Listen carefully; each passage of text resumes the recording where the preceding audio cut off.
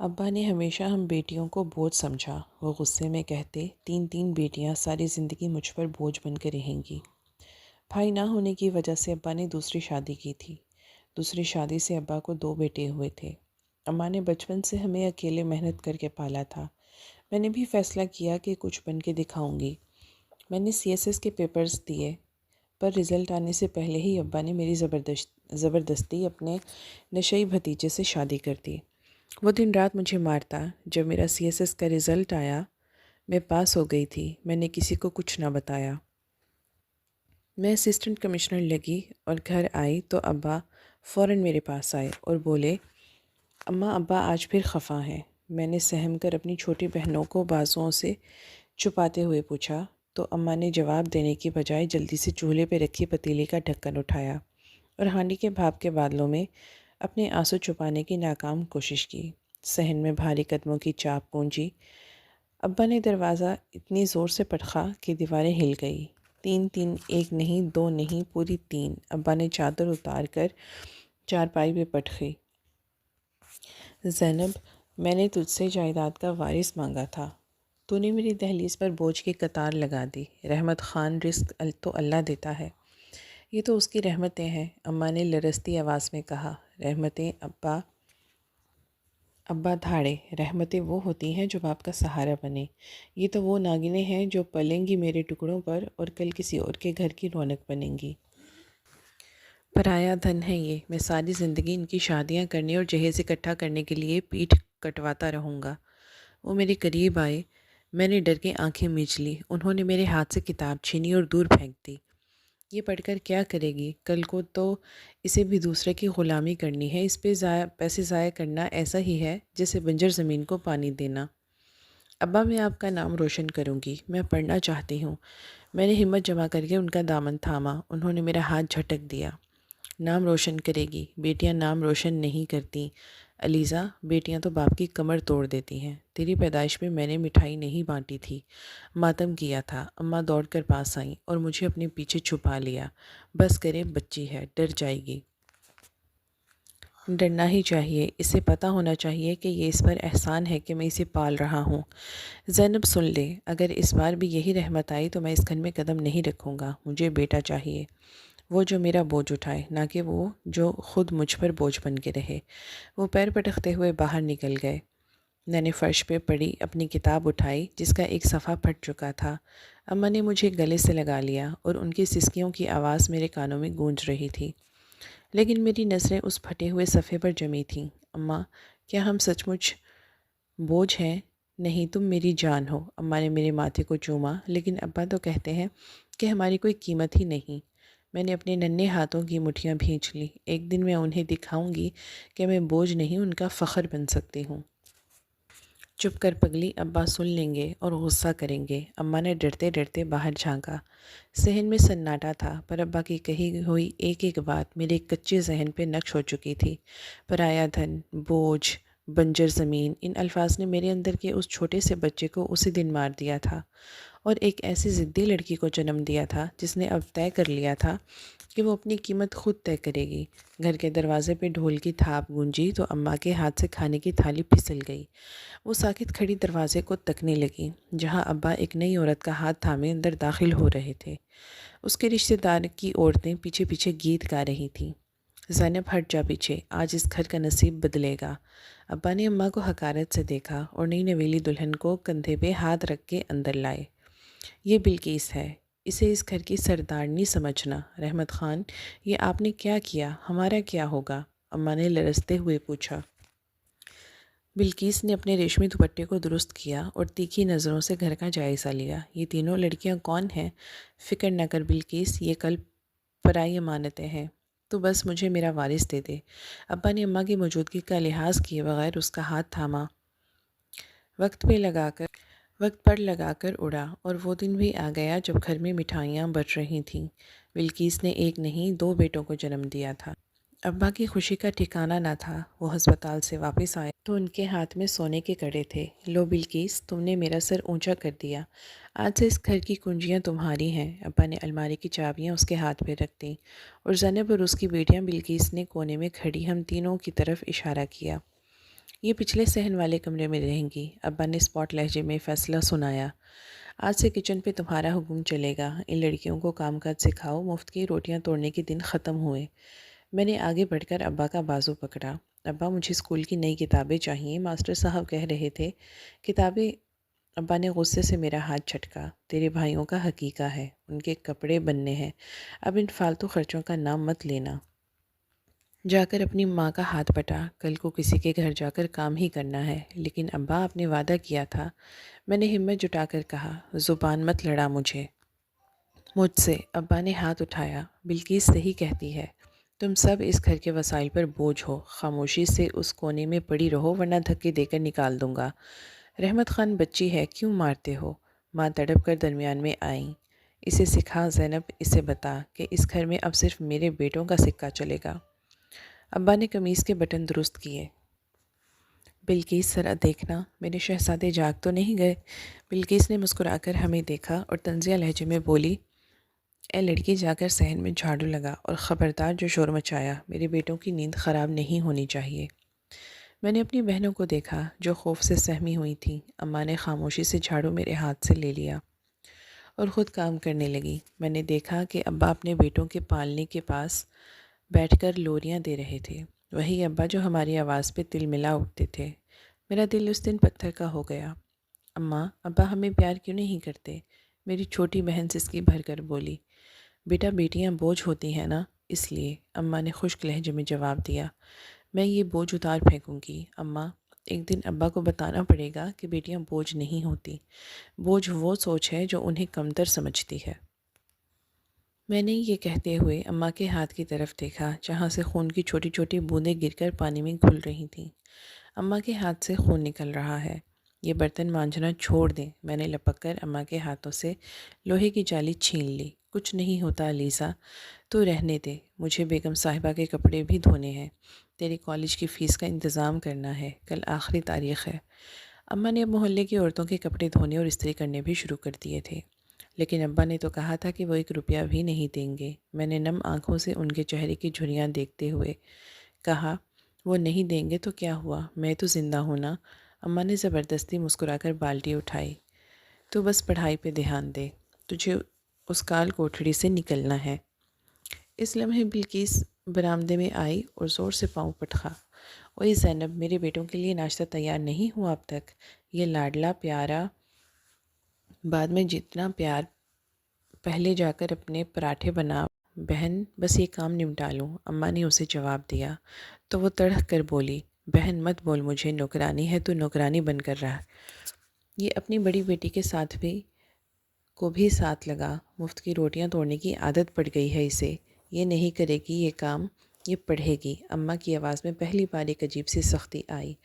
ابا اندر داخل ہوئے، ان کے ہاتھ میں چھوٹے بھائیوں کے لیے نئے کھلونے تھے۔ کیا شور مچا رکھا ہے؟ زینب بلقیس جو کہہ رہی ہے وہی علیزہ کر رہی ہے۔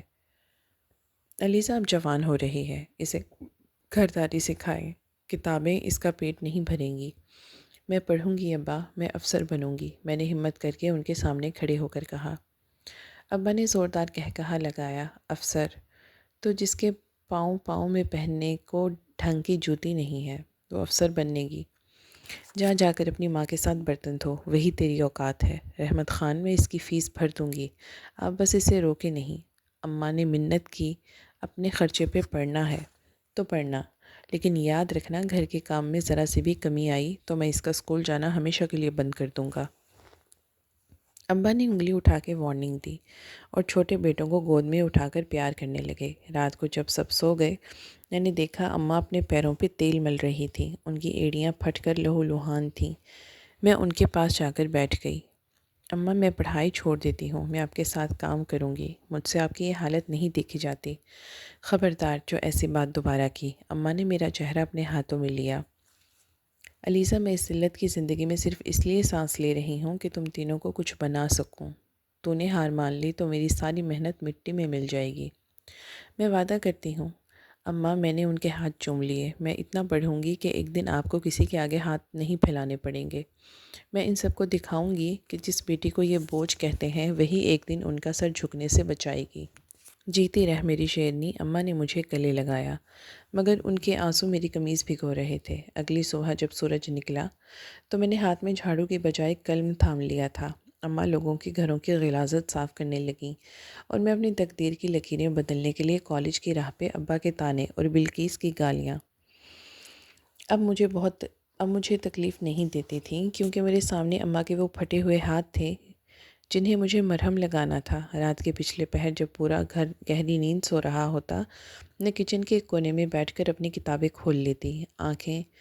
آنکھوں میں نیند کی چبھن ہوتی، مگر ذہن میں ابا کے وہ طعنے ہتھوڑوں کی طرح بجتے جو وہ سارا دن مجھ پہ برساتے تھے۔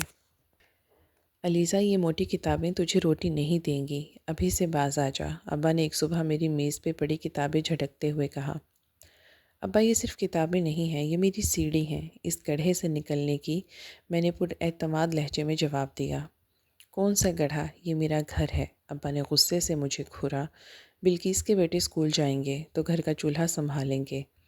میں نے فیصلہ کر لیا ہے، کل سے تیرا باہر نکلنا بند۔ نہیں رحمت خان، میری بیٹی کالج میں ٹاپ کر چکی ہے، اب اسے CSS کرنا ہے، اماں نے دوپٹے سے پسینہ پونچھتے ہوئے مداخلت کی۔ CSS وہ کیا ہوتا ہے؟ کیا یہ کلیکٹر بنے گی بلقیس؟ بلقیس نے کہکا لگایا۔ رحمت خان، اپنی بیٹی کے خواب دیکھو، اسے کہو پہلے میرے بیٹوں کی میلی قمیضیں دھو دے، پھر دیکھے گی افسری کے خواب۔ سنا تو نے جا کر کام کر، ابا نے مجھے دھکا دیا۔ میں نے زمین پہ گر کر بھی ہمت نہیں ہاری۔ میں نے لائبریری سے کتابیں ادھار لی اور انہیں پرانے اخباروں میں لپیٹ کر چھپا دیا۔ جب بھی ابا یا بلقیس کمرے میں آتے، میں کتاب کے اوپر پلیٹ یا کوئی کپڑا رکھ دیتی۔ علیزہ، یہ تو سارا دن کچن میں کیا کرتی ہے؟ ایک دن بلقیس نے شک سے پوچھا۔ کچھ نہیں، بس برتن صاف کر رہی ہوں۔ میں نے میز کے نیچے چھپائی ہوئی انگریزی گرامر کی کتاب کو پاؤں سے مزید اندر دھکیلا۔ صاف کر، یہی تیری مقدر ہے۔ وہ بڑبڑاتی ہوئی باہر نکل گئی۔ اماں چوری چھپے میرے لیے موم بتیاں خرید کر لاتیں تاکہ میں رات کو تھوڑی سی روشنی میں پڑھ سکوں۔ ایک رات ابا اچانک جاگ گئے اور میرے کمرے کی طرف آئے۔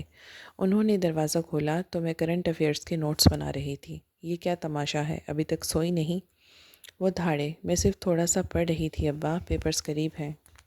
میری آواز کانپ رہی تھی۔ انہوں نے میری میز پہ رکھے ہوئے نوٹس اٹھائے اور انہیں پرزے پرزے کر کے ہوا میں اچھال دیا۔ یہ پڑھائی تجھے باغی بنا رہی ہے، کل سے تو ایک لفظ نہیں پڑھے گی۔ اگر میں نے دوبارہ تجھے کتاب کے ساتھ دیکھا تو میں تیری ساری کتابیں چولہے میں جلا دوں گا۔ آپ میری کتابیں جلا سکتے ہیں ابا، میرا جنون نہیں، میں بکھرے ہوئے کاغذات سمیٹتے ہوئے مضبوط لہجے میں کہا۔ بڑی زبان چلنے لگی ہے تیری۔ انہوں نے ہاتھ اٹھایا مگر میں پیچھے نہیں ہٹی۔ مار لیں ابا، جتنا مارنا ہے مار لیں، لیکن میں یہ امتحان دے کے رہوں گی۔ میں ثابت کروں گی کہ جس بیٹی کو آپ بوجھ سمجھتے ہیں وہ آپ کے بیٹوں سے 1000 گنا بہتر ثابت ہوگی، دیکھ لیں گے تیرا یہ شوق بھی۔ وہ بڑبڑاتے ہوئے چلے گئے۔ اگلے کئی مہینے میں نے بھوک اور نیند کو پسے پشت ڈال دیا۔ میں ایک ہاتھ سے ہنڈیا چلاتی اور دوسرے ہاتھ سے جیب میں رکھے ویکیبلری کارڈز یاد کرتی۔ لوگ مجھے پاگل سمجھتے تھے، مگر میرے سامنے صرف ایک ہی مقصد تھا، وہ وردی، وہ رتبہ اور اماں کے چہرے پر وہ سکون جو انہیں برسوں سے نصیب نہیں ہوا تھا۔ امتحان کا آخری پرچہ دے کر جب میں سینٹر سے باہر نکلی تو ہوا میں ایک عجیب سی مہک تھی۔ مجھے محسوس ہو رہا تھا کہ میں نے صرف کاغذ کالے نہیں کیے بلکہ اپنی غلامی کی زنجیریں کاٹ دی ہیں۔ گھر پہنچی تو صحن میں وہی روز کا شور تھا، لیکن آج میرے قدموں میں بوجھ نہیں، ایک اعتماد تھا۔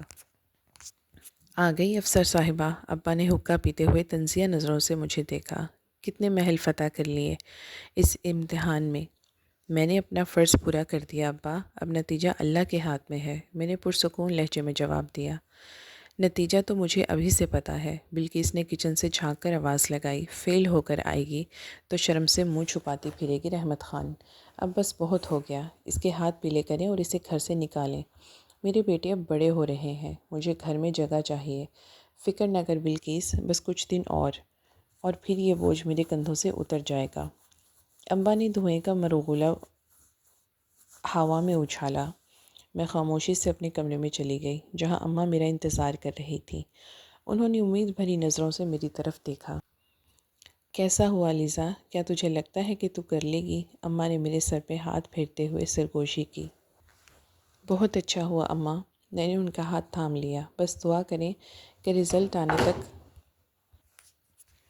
ابا خاموش رہے۔ رزلٹ آنے میں کتنا وقت ہے؟ اماں نے بے چینی سے پوچھا۔ کچھ مہینے لگیں گے اماں، لیکن یہ وقت میرے لیے برسوں جیسا ہوگا۔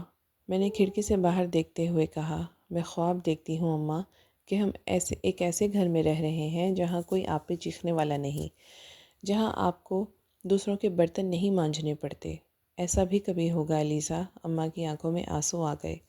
ہوگا اماں، ضرور ہوگا، بس ایک بار رزلٹ آ جائے، پھر میں آپ کو اس قید سے چھڑوا لوں گی۔ میں نے ان کا حوصلہ بڑھایا۔ اسی دوران باہر سے چھوٹے بھائیوں کی رونے کی آواز آئی۔ ابا چلائے، اوئے علیزہ، باہر آ، شہزادے رو رہے ہیں اور تو اندر خوابوں کے محل بنا رہی ہے۔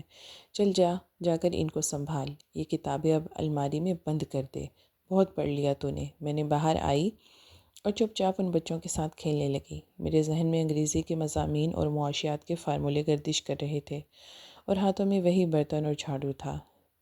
دیکھ ابلیس، اسے کہتے ہیں اوقات، ابا نے ہنستے ہوئے کہا۔ یہ چاہے جتنا پڑھ لے، رہے گی تو میرے بیٹوں کی خادمہ۔ جی ابا، وقت بتائے گا کہ کون کس کی خدمت کرتا ہے، میں نے دبی آواز میں کہا۔ کچھ بولا تو نے؟ ابا نے آنکھیں نکالیں۔ کچھ نہیں ابا، میں بس یہی کہہ رہی ہوں کہ اللہ انصاف کرنے والا ہے۔ میں نے نظریں جھکا کر بچوں کا دودھ گرم کرنا شروع کر دیا، مگر میرے اندر امید کا ایک دیا جل رہا تھا جو مجھے بتا رہا تھا کہ یہ روٹی لائی ہے، اور روٹی لائی ہے یا میں آج پھر تیری ہڈیاں توڑوں۔ روٹی کچن میں پڑی ہے، لے لو، میں نے اس پاٹ لہجے میں کہا۔ بڑی اکڑ دکھا رہی ہے، رکو ذرا، اس نے باہر سے گالی دی۔ میں نے اپنی بند مٹھی کو دیکھا۔ اس مٹھی میں اب صرف تقدیر نہیں بلکہ وہ طاقت تھی جو اس جیسے درندوں کو قانون کے کٹہرے میں لانے والی تھی۔ میں نے ذہن میں اپنی ٹریننگ اور جوائننگ کا پورا نقشہ تیار کر لیا تھا۔ اب مجھے صرف موقع چاہیے تھا اس قید خانے سے نکلنے کا، کیونکہ اب میں اسلم کی بیوی یا رحمت خان کی بیٹی نہیں تھی۔ اب میں پاکستان کی ایک افسر تھی جس کا وقار اب کوئی نہیں چھین سکتا تھا۔ علیزہ، یہ کیا تو روزانہ رات کو اس پرانی ڈائری پہ لکھتی رہتی ہے؟ اسلم نے لڑکھڑاتی زبان سے پوچھا اور ٹھوکر مار کر میرا قلم دور پھینک دیا۔ کچھ نہیں، بس حساب لکھ رہی ہوں۔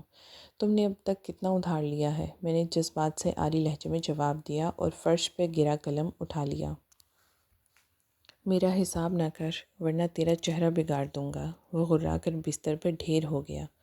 میں نے گہرا سانس لیا۔ رزلٹ آئے ایک ہفتہ گزر چکا تھا۔ محلے میں چامگوئیاں شروع ہو چکی تھیں، لیکن اسلم کے ڈر سے کوئی اس گھر کا رخ نہیں کرتا تھا۔ میں نے اماں کو بھی کچھ نہیں بتایا تھا، کیونکہ میں جانتی تھی کہ اگر انہیں پتہ چلا تو ان کی ممتا کی خوشی ابا کے کانوں تک پہنچنے میں دیر نہیں لگائے گی اور ابا میرا اپوائنٹمنٹ لیٹر پھاڑ دیں گے۔ میں نے اس سیل فون کو جو سارا نے مجھے چھپا کر دیا تھا تکیے کے نیچے دبایا۔ اس پر جوائننگ کی ای میل آ چکی تھی۔ تم مجھے کبھی نہیں ہرا سکتے اسلم۔ میں نے سوئے ہوئے درندوں کو دیکھ کر سرگوشی کی۔ میں نے خاموشی سے اپنے ضروری کاغذات ایک چھوٹی سی پوٹلی میں جمع کیے اور انہیں کچن کے کوڑے دان میں چھپا دیا تاکہ کسی کو شک نہ ہو۔ ہر روز اسلم کی مار سہتی، اس کی گالیاں سہتی، لیکن اندر ہی اندر اپنی ٹریننگ کے پہلے دن کی وردی کا نقشہ بناتی۔ رات کے 2 بج رہے تھے۔ اسلم کمرے میں بے ہوشی کی حد تک نشے میں دھت پڑا تھا۔ میں نے دبے پاؤں باہر نکل کر ابا کے گھر کے پچھلے صحن میں اماں کے کمرے کی کھڑکی پر دستک دی۔ کون ہے؟ اماں کی سہمی ہوئی آواز آئی۔ اماں، میں ہوں علیزہ، جلدی باہر آئیں، ہمیں ابھی نکلنا ہے۔ میں نے سرگوشی میں کہا، بیٹی یہ کیا کر رہی ہے؟ اسلم جاگ گیا تو قیامت آ جائے گی۔ اماں نے باہر آتے ہی میرا ہاتھ تھام لیا۔ کوئی قیامت نہیں آئے گی اماں، میں اسسٹنٹ کمشنر بن چکی ہوں اور گاڑی باہر گلی کے موڑ پہ کھڑی ہے۔ میں نے ان کا بازو پکڑ کر کھینچا۔ کیا افسر؟ اماں کی آنکھیں حیرت سے پھیل گئیں۔ باتیں بعد میں، ابھی بھاگیں گے ہم دونوں۔ ہم دونوں نے گلی پار کی جہاں سارا کا بھائی گاڑی لیے کھڑا تھا۔ اگلی صبح میں لاہور کے سول سروسز اکیڈمی کے گیٹ پہ کھڑی تھی۔ جب میں نے اپنا شناختی کارڈ دکھایا اور گارڈ نے مجھے سلیوٹ کیا تو اماں کی ہچکی بندھ گئی۔ یہ تجھے سلام کیوں کر رہا ہے علیزہ؟ اماں نے روتے ہوئے پوچھا۔ کیونکہ اب آپ کی بیٹی کسی پہ بوجھ نہیں ہے اماں، میں نے فخر سے کہا۔ اماں مجھے اکیڈمی چھوڑ کر سارا کے بھائی کے ساتھ گھر واپس آ گئی تھی اور ادھر ابا اور اسلم دیوانوں کی طرح مجھے ڈھونڈ رہے تھے۔ ابا نے سارا کے گھر جا کر ہنگامہ کیا۔ کہاں ہے وہ کل موہی؟ میرے بھائی کی عزت لے کر بھاگ گئی۔ وہ کہیں نہیں بھاگی رحمت خان، وہ اپنی منزل پر پہنچ گئی ہے، سارا کے باپ نے سختی سے جواب دیا۔ اب تم اسے کبھی ڈھونڈ نہیں پاؤ گے کیونکہ وہ اب تمہاری پہنچ سے بہت دور جا چکی ہے۔ ابا نے تھانے میں رپورٹ کروانے کی کوشش کی، لیکن جب انہیں پتہ چلا کہ میں ایک سرکاری افسر کے طور پہ ٹریننگ پہ جا چکی ہوں تو ان کے پیروں تلے زمین نکل گئی۔ وہ مہینوں مجھے ڈھونڈتے رہے، مگر اکیڈمی کے اونچے دروازوں اور میری خاموشی نے ان کے ہر وار کو ناکام بنا دیا۔ میں نے اپنے بال چھوٹے کٹوا لیے تھے اور میرا لہجہ اب پہلے سے جیسا سہمے ہوئے بچے کا نہیں رہا تھا۔ اب میں اپنی نئی شناخت کی بنیاد رکھ رہی تھی۔ 2 سال بیت گئے۔ ابا کے دونوں شہزادے جن کے خاطر انہوں نے ہمیں ٹھکرایا تھا اب جوان ہو چکے تھے، مگر ان کی جوانی ابا کے لیے وبال جان بن گئی تھی۔ گھر کی دیواریں بوسیدہ ہو رہی تھیں اور ابا کی کمر جھک چکی تھی۔ ابا پیسے نکالے، مجھے نئی بائک لینی ہے۔ چھوٹے بھائی اسد نے چارپائی کے پاس آ کر ابا کا گریبان پکڑا۔ بیٹا، گھر میں آٹا خریدنے کے پیسے نہیں، میری جو جمع پونجی تھی تمہارے کالج کے لیے رکھی تھی۔ ابا نے کھانستے ہوئے التجائیہ نظروں سے اسے دیکھا۔ کالج گیا بھاڑ میں، وہ پیسے تو مجھے پچھلے ہفتے جوئے میں ہار گیا۔ اسد نے ابا کو دھکا دیا۔ وہ جو پچھلا کمرہ ہے اس کے کاغذات میرے حوالے کر دیں، میں نے وہ پلاٹ بیچ دیا ہے۔ اسد میں کہاں جاؤں گا؟ ابا کی آواز بھر آ گئی۔ جہاں جانا ہے جاؤ، ہمیں بوجھ نہیں پالنے۔ بڑے بھائی نے کمرے سے نکلتے ہوئے غرا کر ماں اپنے شوہر کو سمجھا لو، ورنہ ہم دونوں اسے آج رات سڑک پہ چھوڑ آئیں گے۔ بلقیس جو کبھی ہم پہ حکم چلاتی تھی اب ایک کونے میں دب کی بیٹھی تھی۔ اس کے اپنے بیٹوں نے اسے بھی نگرانی بنا کے رکھ دیا تھا۔ ابا روتے ہوئے اس دیوار کو تک رہے تھے جہاں کبھی میری اسکول کی تصویر لگی تھی۔ کاش میں نے اپنی بیٹیوں کو بوجھ نہ سمجھا ہوتا، آج وہ میرا سہارا ہوتی۔ یہ نااہل نہیں، محلے کی تنگ گلیوں میں اچانک سائرن کی آواز گونجی۔ لوگ گھروں سے باہر نکل آئے، پولیس کی 2 گاڑیاں اور ان کے پیچھے ایک سیاہ چمکتی ہوئی سرکاری گاڑی جس پہ قومی پرچم لہرا رہا تھا، ہمارے پرانے گھر کے سامنے آ کے رکی۔ کون آیا ہے؟ کوئی بڑا افسر ہے کیا؟ محلے دار حیرت سے ایک دوسرے سے پوچھنے لگے۔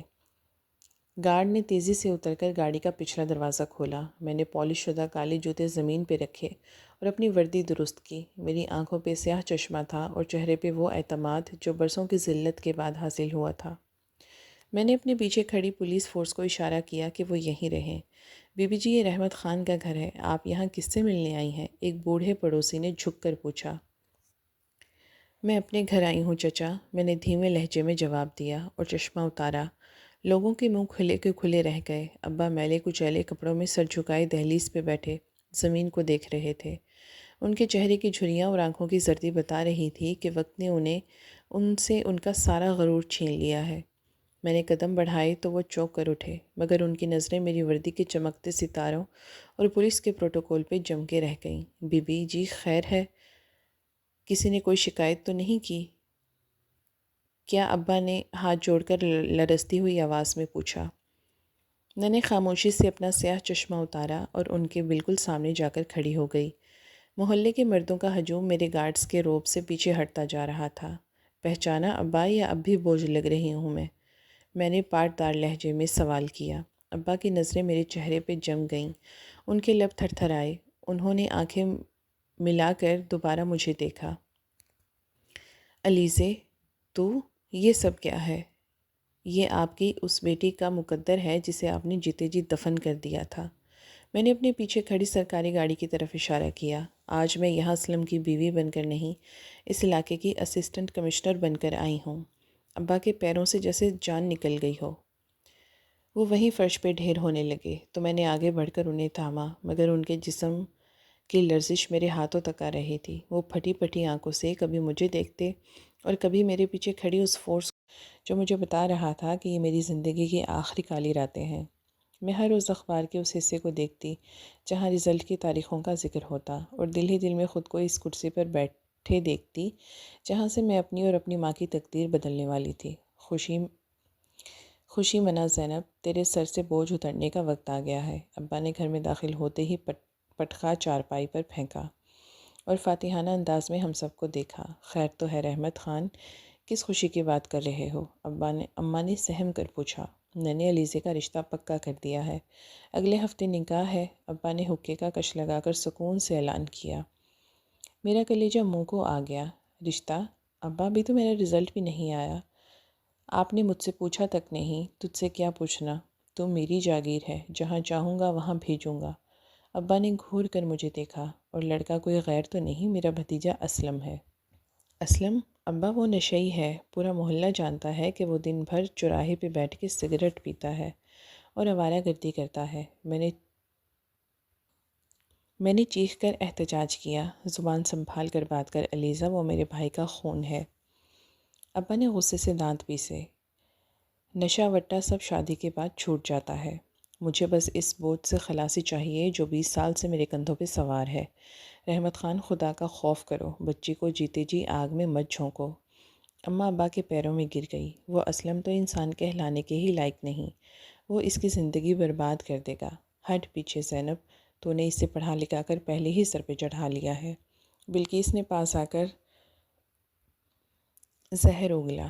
اسلم جیسا بھی ہے مرد تو ہے نا، اس گھر کی بیٹیاں نواب زادیاں نہیں ہیں کہ ان کے لیے شہزادے آئیں گے۔ چھوٹی اماں، آپ کو خوش ہونا چاہیے، آپ کے راستے کا کانٹا نکل رہا ہے، کم از کم کسی انسان کے پلے تو باندھو۔ میں نے روتے ہوئے لہجے التجا کی، مجھے بحث نہیں کرنی، مولوی صاحب کو کہہ دیا ہے جمعے کے دن نکاح ہوگا۔ ابا نے اٹھ کر میرا بازو مروڑا، اور خبردار، جو اب کسی نے اس گھر میں پڑھائی یا رزلٹ کا نام لیا، تیری ساری کتابیں میں نے اسلم کے حوالے کر دی ہیں۔ ابا میری زندگی کی کمائی تھی وہ کتابیں، میرا مستقبل تھا ان میں نے تڑپ کر کہا، تیرا مستقبل اب اسلم کے گھر روٹیاں پکانا ہے۔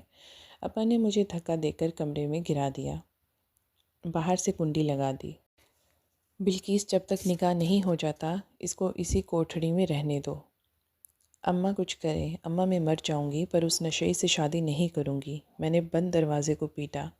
چپ کر جا علیزہ، تیرے ابا کا دل پتھر ہو چکا ہے۔ اماں کی سسکیاں دروازے کی دوسری طرف سے سنائی دے رہی تھیں۔ وہ نہیں مانے گا، اسے صرف اپنی انا اور بوجھ اتارنے کی فکر ہے۔ تو کیا میں ہار جاؤں اماں؟ کیا میری ساری محنت اس دھوئیں میں اڑ جائے گی جو اسلم پھیپھڑوں میں بھرتا ہے؟ میں نے دیوار سے سر ٹکا دیا۔ صبر کر بیٹی، اللہ کوئی راستہ نکالے گا۔ اماں نے بے بسی سے کہا۔ 3 دن تک میں بھوکی پیاسی اس اندھیرے کمرے میں پڑی رہی۔ باہر ڈھولک کی آوازیں آ رہی تھیں، بلقیس گا رہی تھی، اور ابا مٹھائیاں بانٹ رہے تھے۔ ہر تھاپ میرے سینے پہ ہتھوڑے کی طرح لگ رہی تھی۔ جس دن نکاح کا جوڑا میرے سامنے پھینکا گیا، اس دن مجھے احساس ہوا کہ اس گھر میں بیٹی کی مرضی کی قیمت اس ردی کے کاغذ سے بھی کم ہے جس پر میں نے اپنے خواب لکھے تھے۔ میں نے سرخ جوڑا نہیں پہنا تھا بلکہ ایک کفن پہنا تھا، اور نکاح نامے پہ دستخط نہیں کیے تھے بلکہ اپنی جیتی جاگتی زندگی کی موت کے پروانے پر مہر لگائی تھی۔ رخصتی کے چند گھنٹوں بعد ہی کمرے کا دروازہ ٹھوکر سے کھلا۔ اسلم اندر داخل ہوا تو اس کے گرد پھیلی بو نے میرا دم گھونٹ دیا۔ اس نے صحرا اتار کر فرش پہ پھینکا اور سیدھا میری طرف آیا۔ نکال جو زیور تیری ماں نے دیا ہے، سب میرے حوالے کر۔ اس نے میرا جبڑا سختی سے دبوچا۔ یہ میری ماں کی نشانی ہے اسلم، میں اسے نہیں بیچنے دوں گی، میں نے درد سے کراہتے ہوئے کہا۔ اس کا ہاتھ جھٹکنے کی کوشش کی۔ بڑی ہمت ہے تجھ میں، سنا ہے بڑی پڑھاکو ہے تو۔ اس نے زور سے تماچا میرے منہ پہ رسید کیا۔ یہ افسری اپنے باپ کے گھر چھوڑ کر آنی تھی، یہاں میری مرضی چلے گی۔ زیور نکال ورنہ تیری کھال ادھیڑ دوں گا۔ میرے پاس کچھ نہیں ہے، اللہ کا خوف کرو۔ میں زمین پہ گر پڑی۔ اس نے مجھے بالوں سے گھسیٹا اور دیوار کے ساتھ دے مارا۔ خوف صرف مجھے مال چاہیے، آج رات کی خوراک کا انتظام کرنا ہے۔ تیرے باپ نے تجھے بوجھ سمجھ کر میرے گلے ڈالا ہے، اب اس بوجھ کی قیمت تو وصول کروں گا نا۔ اس نے اماں کے دیے ہوئے سونے کے جھمکے زبردستی میرے کانوں سے کھینچ لیے۔ لہو کی بوندیں میرے کندھے پر گریں پر اسے کوئی پرواہ نہ تھی۔ وہ باہر سے دروازہ بند کر کے چلا گیا اور میں اندھیرے کمرے میں اکیلی سسکتی رہ گئی۔ اگلے کئی ہفتے یہی معمول رہا۔ وہ دن بھر غائب رہتا اور رات کو نشے میں دھت ہو کر لوٹتا۔ کھانا تو دور کی بات، مجھے کمرے سے باہر نکلنے کی بھی اجازت نہ تھی۔ اسلم، مجھے میری ماں سے بات کرنے دو، وہ پریشان ہوں گی۔ میں نے ایک صبح منت کی۔ تیری ماں، وہ جو تیرے لیے چھپ چھپ کر پیسے جمع کرتی ہے، اس نے کہا لگایا۔ وہ اب کسی اور گھر میں برتن مانج رہی ہے۔ تیرا باپ کہتا ہے کہ بیٹی مر گئی یا جیے، اب اس کا اس گھر سے کوئی واسطہ نہیں۔ میرے ابا ایسا نہیں کہہ سکتے۔ میں نے بے یقینی سے سر ہلایا۔ کیوں نہیں کہہ سکتے؟ تو بوجھ تھی۔ اس نے اتار پھینکا۔ اس نے سگریٹ کا دھواں میرے چہرے پہ چھوڑا۔ اور یہ جو تو رزلٹ کا پوچھتی ہے نا، بھول جا۔ اسے میں نے باہر کے سب لوگوں کو کہہ دیا ہے کہ اگر کوئی تیرے نام کی چٹھی لائے تو اسے جلا دو۔ تو میرا مستقبل نہیں چھین سکتے اسلم۔ میں نے محنت کی ہے۔ کون سا مستقبل؟ اس نے میرا سر دیوار سے ٹکرایا۔ تیرا مستقبل اس کمرے کی 4 دیواریں ہیں۔ یہاں نہ کوئی اخبار آئے گا، نہ کوئی خبر۔ تو یہیں سڑے گی اور یہیں مرے گی۔ وہ مجھے ٹھوکریں مارتا ہوا باہر نکل گیا اور ایک بار پھر تالے کی آواز گونجی۔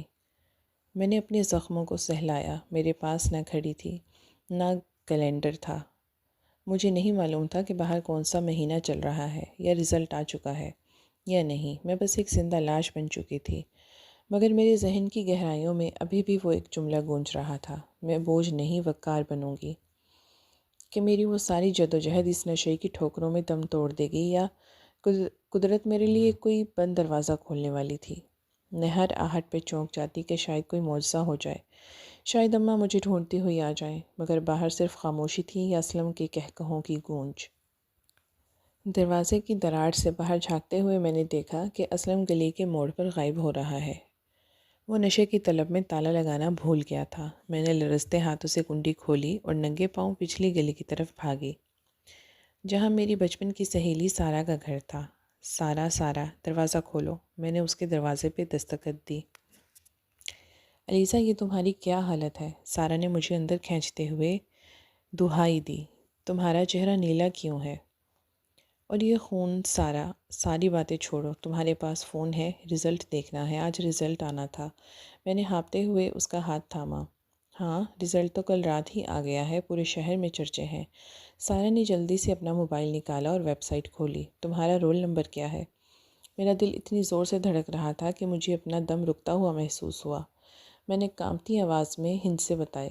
سارا کی انگلیاں اسکرین پہ چلیں اور پھر اچانک وہ ساکت ہو گئی۔ کیا ہوا سارا؟ کیا میں فیل ہو گئی ہوں؟ میں نے دیوار کا سہارا لیا۔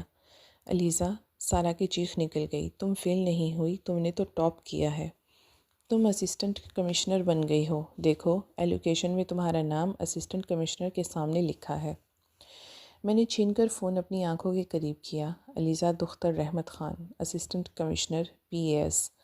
میرے پیروں تلے زمین نکل گئی۔ جس لڑکی کو باپ نے بوجھ سمجھا تھا، جس کی قیمت اس کے نشئی شوہر نے چند روپوں کے لیے لگائی، وہ آج پورے ضلع کی حاکم بن چکی تھی۔ تم اب اس جہنم میں واپس نہیں جاؤ گی سارا۔ میں نے بازو پکڑا۔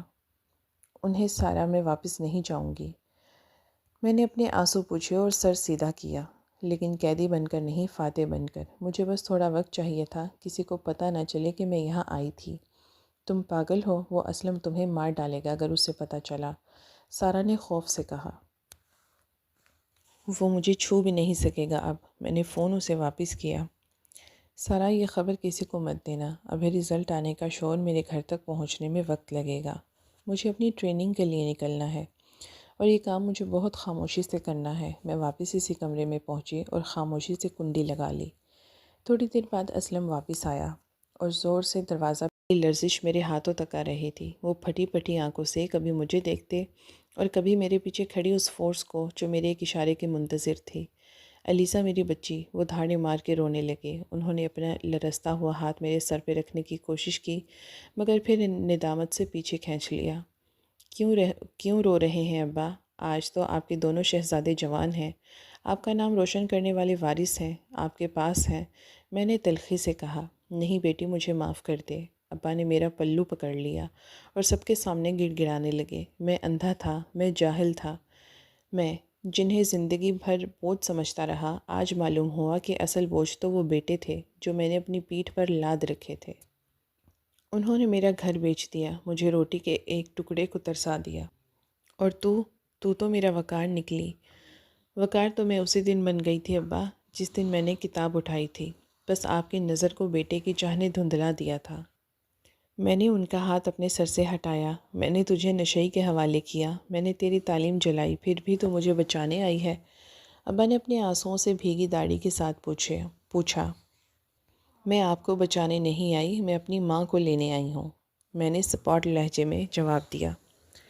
اور گھر کے اندر کی طرف اشارہ کیا۔ اس گھر میں اب میرے لیے کچھ نہیں بچا تھا، لیکن اس معاشرے کو یہ دکھانا ضروری تھا کہ جسے تم بوجھ کہتے ہو، جب وہی بیٹی قلم اٹھاتی ہے تو تمہاری تقدیروں کے فیصلے کرنے کے لائق ہو جاتی ہے۔ ابا سر جھکائے وہیں مٹی میں بیٹھ گئے۔ ان کا وہ تکبر، وہ مردانگی کا غرور اور بیٹوں پہ ناز، سب میری ایک وردی کے سامنے خاک ہو چکا تھا۔ محلے کے وہ لوگ جو کبھی میرا مذاق اڑاتے تھے، اب نظریں جھکائے کھڑے تھے، جیسے وہ سب کے سب اس جرم میں برابر کے شریک ہوں۔ میں نے ابا کے کندھے پہ ہاتھ رکھا اور انہیں سہارا دیا۔ ان کی آنکھوں میں ندامت کے اتنے آنسو تھے کہ وہ مجھ سے نظریں ملانے کے قابل نہیں رہے تھے۔ ابا روئیے مت، میں نے ان کے آنسو پوچھتے ہوئے دھیمے لہجے میں کہا۔ میں نے آپ کو معاف کیا، اس لیے نہیں کہ آپ حق بجانب تھے، بلکہ اس لیے کہ میری ماں کی تربیت نے مجھے بدلہ لینا نہیں سکھایا۔ بیٹی میں تیرے قابل نہیں ہوں، ابا نے سسکیاں بھرتے ہوئے کہا۔ میں نے تجھے ہمیشہ ایک بوجھ سمجھا۔ ابا بس ایک بات ہمیشہ یاد رکھیے گا، میں نے وہاں کھڑے ہجوم اور اپنے دونوں نااہل بھائیوں کی طرف دیکھ کر بلند آواز میں کہا۔ عزت اور سہارا بیٹوں سے نہیں، بلکہ اولاد کے کردار، اس کی محنت اور اس کی نیت سے ملتا ہے۔ جس بیٹی کو آپ نے پرایا دھن کہہ کے ٹھکرایا، آج وہی آپ کی پہچان ہے۔ ابا خاموش، سر جھکائے کھڑے رہے۔ میں نے اندر کمرے کا رخ کیا جہاں اماں اپنی بیٹیوں کو سینے سے لگائے پھٹی پرانی چادر میں لپٹی کھڑی تھیں۔